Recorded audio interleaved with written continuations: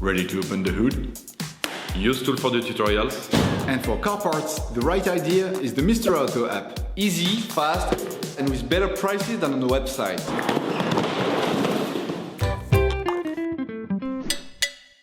For this operation, get hold of the air filter that you will find in the video description. Turn your engine off. Pull up the handbrake. Pull on the bonnet release lever and open the bonnet.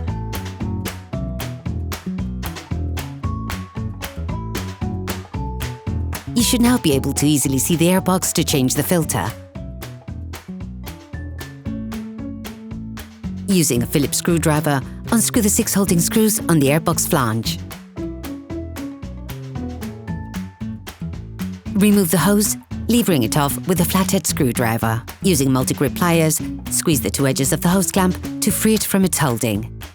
Then slide it towards the airflow meter. You can now separate the inlet conduit. Remove the flange and place it to one side so it doesn't get in the way of the following steps. Take out the air filter. Hello, if this video helps you, like and subscribe. Take the new filter and compare it with the old one to ensure that they're identical.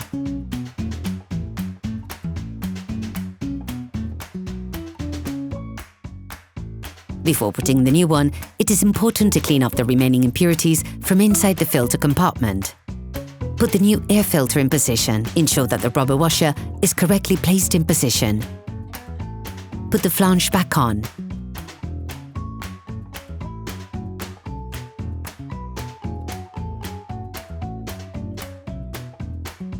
Using multi-grip pliers, put the air inlet conduit back, then the hose clamp. These clips are particularly hard to put back on. Tip: take hold of the clip with the pliers and insert 2 screwdrivers to increase the diameter.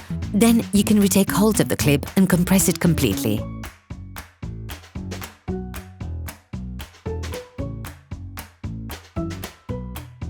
Rescrew the 6 holding screws.